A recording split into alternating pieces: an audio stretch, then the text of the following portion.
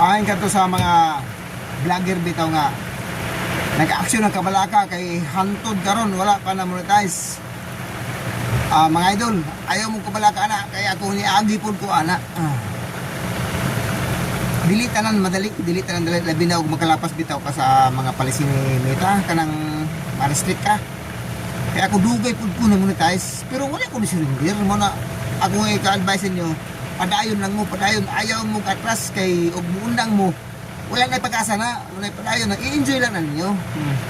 Ayaw og ingon gyud nga magpuyat gyud ka kana magpao-pao ka para ana dalion nimo. Ayaw.